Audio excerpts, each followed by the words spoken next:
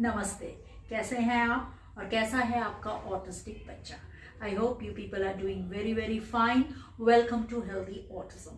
आज हम बात करेंगे repetitive behaviours of our children. कौन सा रिपीटेटिव बिहेवियर है? जो बिहेवियर बच्चा दिन में ज़्यादातर समय करता रहता है, उसमें खोया हुआ रहता है। आप कितना भी उसको मना करें वो नहीं बंद करता है। क्यों? क्योंकि वो उसकी भूख होती है, उससे उसको सेंसरी आराम मिलता है, या ये कह लीजिए अंदर एक फोर्स तैयार होता है, जो फोर्स उसको फोर्स करता है कि तुम ये काम करो। इसको डील करना क्यों जरूरी है? क्योंकि these are very harmful things. क्योंकि बच्चा ज्यादातर समय उसी में इन्वॉल्व रहता है। कुछ भी आप सिखाने की कोशिश करें तो बच्चा वो नहीं सीखता है, क्योंकि रिपीटेटिव बिहेवियर सीखने के प्रोसेस में इंटरफेयर करता है। Now how to deal with this then? There are 3 steps. First one is involving the child in some other positive work. Number 2, distracting the child from the previous repetitive behavior, and the third is scheduling. The first is involvement. Now, एक बात ध्यान रखिएगा, negative कोई भी repetitive काम को हम एक रिपीटेटिव दूसरा किसी रिपीटेटिव काम से ही डील कर सकते हैं। जो आप नया जो रिपीटेटिव वर्क इंट्रोड्यूस कर रही है बहुत ही इजी होना चाहिए, तभी बच्चा करेगा। वैसे भी बच्चा को जब आप सपोज एक बच्चा रिपीटेटिव काम क्या करता है कि वो टैप करता है, मारता है हर एक सरफेस में, टेबल हो, दीवार हो, फ्लोर हो, बेड हो, जहां पर भी जाता है वो मारता रहता है। तो हमको उस हार्मफुल रिपीटेटिव काम को, एक्टिविटी को एक पॉजिटिव रिपीटेटिव एक्टिविटी में बदलना है। फॉर एग्जाम्पल, ये देखिए मैंने कुछ दिया लिया है, रंग किया है दियों में और उनमें छेद किया है और एक कॉर्ड लिया है। अब बच्चे को बोलिए इस कॉर्ड के अंदर से ये घुसाने के लिए। याद रहे, कोई कलर कॉम्बिनेशन उसको मत दीजिए। Don't make it complex, keep it simple, तभी बच्चा करेगा। वैसे भी बच्चा रोएगा, चिल्लाएगा, क्योंकि आप उसको ये करने नहीं देंगी। उसको आप इससे निकालकर इसमें इन्वॉल्व कर रही हैं। मुश्किल होगा पहले, लेकिन किसी भी हालत में ये करवाना है। ओके, अब आप सोच रही होंगी कि मोतियों से भी कर सकते हैं।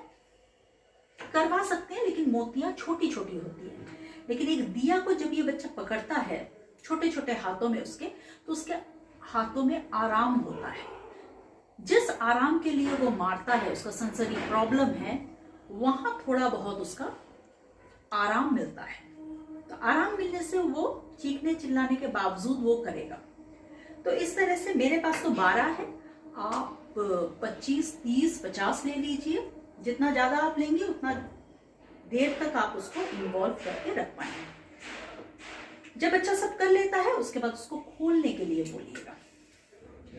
ये जो इस तरह से पकड़ कर ये खोल रहा है, तो इसमें भी उसको आराम मिलेगा।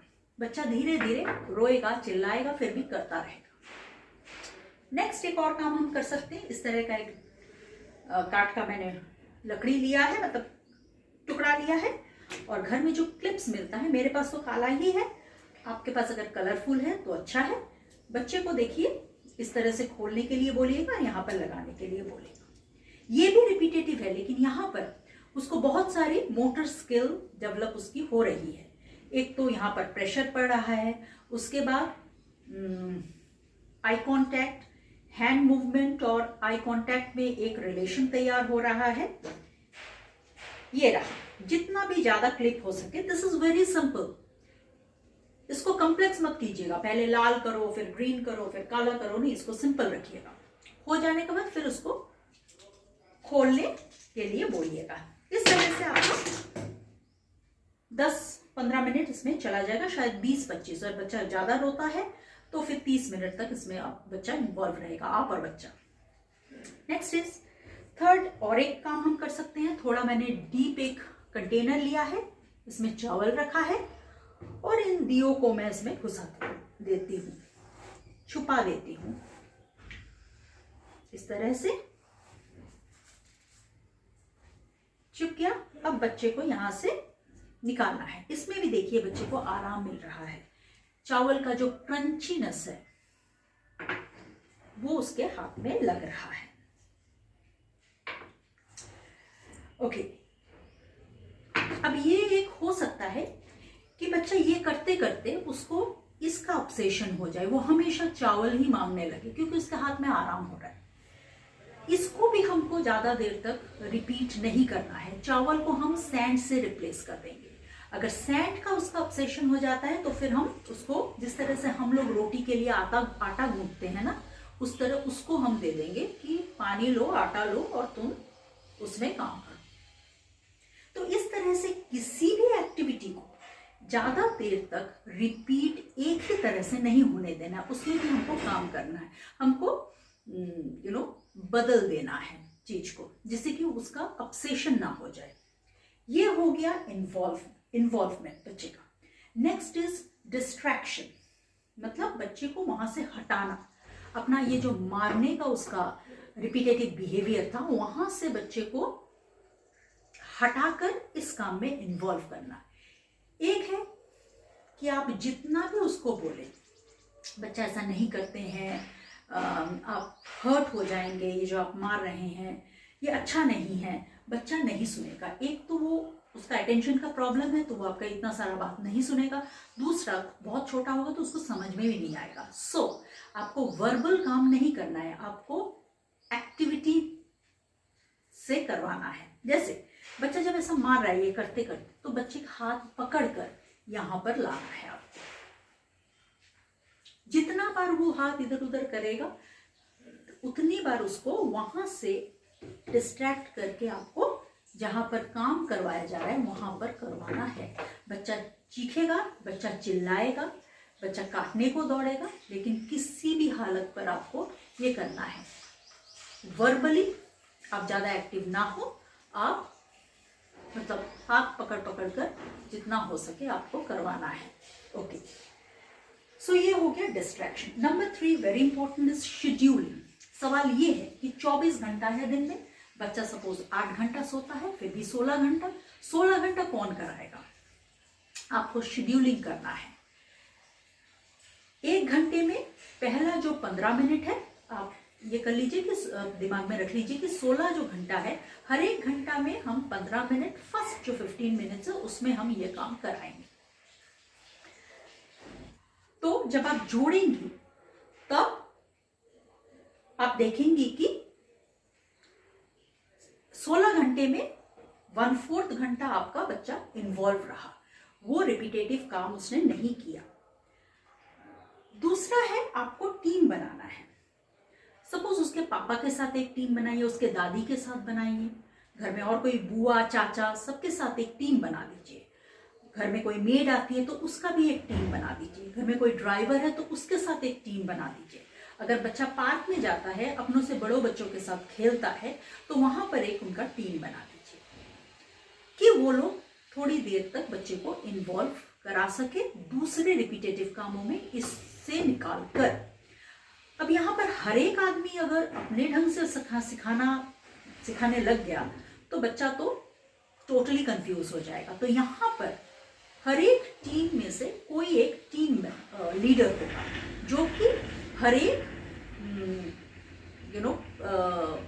जो टीम में है, जो टीम को लीड करेगा उसको सिखाएगा कि इस तरह से बच्चे को इन्वॉल्व करना है। और एक बात है, बच्चा जब रोएगा, चिल्लाएगा, चीखेगा, तब किसी भी तरह से आपको वहां पर दुलारना नहीं है। अरे मेरा बच्चा ठीक है, थोड़ी देर ये कर लो, फिर काम करना है। जितना आप ये दुलारेंगी, जितना आप इस रिपीटेटिव बिहेवियर के लिए उसको रिवॉर्ड देंगी, तब तक बच्चा कुछ भी सीखने के लिए तैयार नहीं होगा। वो सीखने के प्रोसेस से दूर भागता रहेगा, इनफैक्ट दूर जाता रहेगा।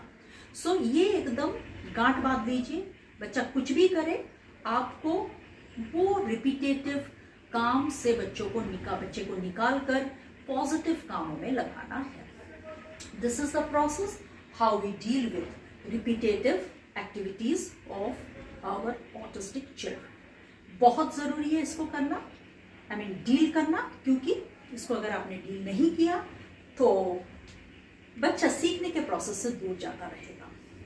That's all for today. मिलते हैं नेक्स्ट वीडियो में।